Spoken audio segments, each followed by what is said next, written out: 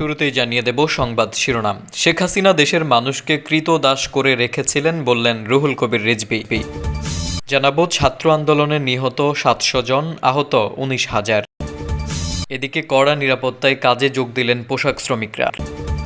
জানাবো দেশের সমুদ্র বন্দরগুলোকে ৩ নম্বর সতর্ক সংকেত। বাংলাদেশ জাতীয়তাবাদী দল বিএনপির সিনিয়র যুগ্ম মহাসচিব রুহুল কবির রিজভী বলেছেন, দিল্লির গ্যারান্টি নিয়ে শেখ হাসিনা ক্ষমতায় থাকতে চেয়েছিলেন। এজন্য গুম, খুন থেকে শুরু করে সব ধরনের অপরাধ তিনি করে গেছেন। দেশের মানুষকে শেখ হাসিনা ক্রীতদাস করে রেখেছিলেন।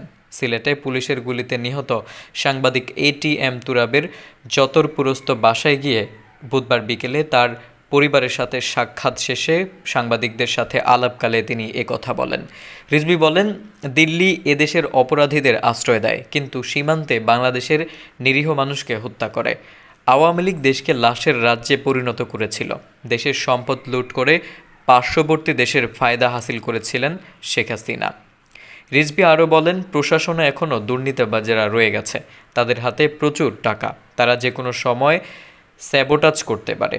দেশে এখনও আওয়ামী লীগের ঘাতকরা রয়ে গেছে। পরাজিত ঘাতকরা যাতে মাথা চারা দিতে না পারে সেদিকে খেয়াল রাখতে হবে। এজন্য অন্তর্বর্তীকালীন সরকারকে সাবধান থাকতে হবে, যাতে শহীদদের আত্মত্যাগ বৃথা না যায়। একটি গোষ্ঠী দেশকে অস্থিতিশীল করার চক্রান্ত করছে দাবি করে দেশকে স্থিতিশীল করতে দ্রুত নির্বাচনের তাগিদ দেন রিজভী। তিনি বলেন, মুক্তচিন্তার মানুষদের হয়রানি মুক্ত করতে হলে ডিজিটাল নিরাপত্তা আইন বাতিল করতে হবে। জনগণের ক্ষমতা জনগণের হাতে দিতে হবে। এছাড়া আরও যত কালো আইন আছে তা এখনও বাতিল হলো না কেন, এমনও প্রশ্ন তোলেন তিনি। এ সময় তার সাথে উপস্থিত ছিলেন সিলেট জেলা বিএনপির সভাপতি আব্দুল কাইয়ুম চৌধুরী, সাধারণ সম্পাদক অ্যাডভোকেট এমরান আহমেদ।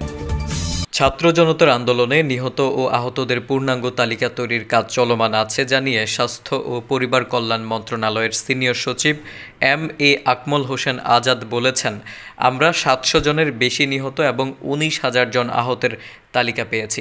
তবে এ তালিকা সম্পন্ন হয়নি। তথ্য সংগ্রহ ও যাচাইয়ের কাজ চলমান রয়েছে। বুধবার স্বাস্থ্য মন্ত্রণালয়ের সম্মেলন কক্ষে আয়োজিত এক প্রেস ব্রিফিংয়ে তিনি এ তথ্য জানান। আকমল হোসেন আজাদ বলেন, সাম্প্রতিক ছাত্র জনতার গণ অভ্যুত্থানে দেশের বিভিন্ন স্থানে আহত ব্যক্তিদের চিকিৎসা ও শহীদ পরিবারকে সহায়তা প্রদানের উদ্দেশ্যে একটি নীতিমালা প্রণয়ন করা হয়েছে।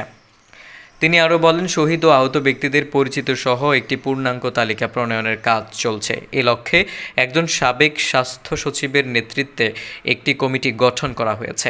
এই কমিটি একটি খসড়া নীতিমালা এবং আহত নিহতদের প্রাথমিক একটি তালিকা মন্ত্রণালয়ে দাখিল করেছে। তিনি বলেন, ঢাকা মেডিকেল কলেজ সহ ১৩টি হাসপাতালে আহত ছাত্রদের জরুরি চিকিৎসার ব্যবস্থা করা হয়েছে। এদিকে কড়া নিরাপত্তার মধ্যে আজ বৃহস্পতিবার সকাল থেকে কাজে যোগ দিয়েছেন গাজীপুর ও আশুলিয়ার তৈরি পোশাক কারখানার শ্রমিকরা। শিল্পাঞ্চল আশুলিয়ায় অনির্দিষ্টকালের জন্য বন্ধ ঘোষিত কারখানাগুলো আজও খোলেনি। তবে ডিআইপিজেড সহ আশপাশের অনেক কারখানায় উৎপাদন চলছে। সকালে খোলা কারখানাগুলোতে শ্রমিকদের প্রবেশ করতে দেখা যায়, আর বন্ধ কারখানার সামনে আইনশৃঙ্খলা বাহিনীর সদস্যদের উপস্থিতি দেখা গেছে। এখনও পর্যন্ত কোথাও কোনো বিক্ষোভের খবর পাওয়া যায়নি, মেলেনি কোনো অপ্রীতিকর ঘটনার তথ্য। শিল্পাঞ্চলে আইনশৃঙ্খলা বাহিনীর তৎপরতা ছিল চোখে পড়ার মতো। গুরুত্বপূর্ণ পয়েন্টে মোতায়েন রয়েছে শিল্প পুলিশ, র্যাব, বিজিবি সহ সেনাবাহিনীর সদস্যরা। সড়ক মহাসড়কে বাড়ানো হয়েছে টহল। এদিকে গাজীপুরের শ্রীপুর সহ আশেপাশের প্রায় সব কারখানায় পরিস্থিতি স্বাভাবিক। শ্রমিকরা দলে দলে কারখানায় প্রবেশ করেছেন। বুধবার ভোগড়া ও রাজেন্দ্রপুর এলাকার কিছু কারখানায় শ্রমিকরা দাবি দাওয়া নিয়ে বিক্ষোভ করে। শিল্প পুলিশ বলছে, আজও কিছু কারখানা বন্ধ রাখা হয়েছে। আশুলিয়ার কারখানাগুলোতে কাজে যোগ দিয়েছেন শ্রমিকরা। কিছু পোশাক কারখানা আগে থেকেই বন্ধ ঘোষণা করা আছে। শিল্পাঞ্চলের নিরাপত্তা দিতে পুলিশ ও বিজিবি পাশাপাশি টহল দিচ্ছে সেনাবাহিনী। এদিকে দেশের সমুদ্র বন্দরগুলোকে ৩ নম্বর সতর্ক সংকেত দেখাতে বলেছে আবহাওয়া অধিদপ্তর। সক্রিয় মৌসুমি বায়ুর প্রভাবে সাগরে গভীর মেঘমালা সৃষ্টি হওয়ায় এই সংকেত দেখাতে বলা হয়েছে। বৃহস্পতিবার সকালে আবহাওয়াবিদ মনোয়ার হোসেন সই করা আবহাওয়া সতর্কবার্তায় এই তথ্য জানানো হয়েছে। সতর্কবার্তায় বলা হয়, উত্তর বঙ্গোপসাগর ও বাংলাদেশের উপকূলীয় এলাকায় গভীর সঞ্চালনশীল মেঘমালা সৃষ্টি হচ্ছে। এর প্রভাবে বাংলাদেশের উপকূলীয় এলাকায় উত্তর বঙ্গোপসাগর ও সমুদ্র বন্দরগুলোর উপর দিয়ে ঝড়ো হাওয়া বয়ে যেতে পারে। এই অবস্থায় চট্টগ্রাম, কক্সবাজার, মোংলা ও পায়রা সমুদ্র বন্দরকে ৩ নম্বর সতর্ক সংকেত দেখাতে বলা হয়েছে। সতর্ক বার্তায় উত্তর বঙ্গোপসাগরে অবস্থানরত মাছ ধরার নৌকা ও ট্রলারগুলোকে পরবর্তী নির্দেশ না দেওয়া পর্যন্ত উপকূলের কাছাকাছি এসে সাবধানে চলাচল করতে বলা হয়েছে।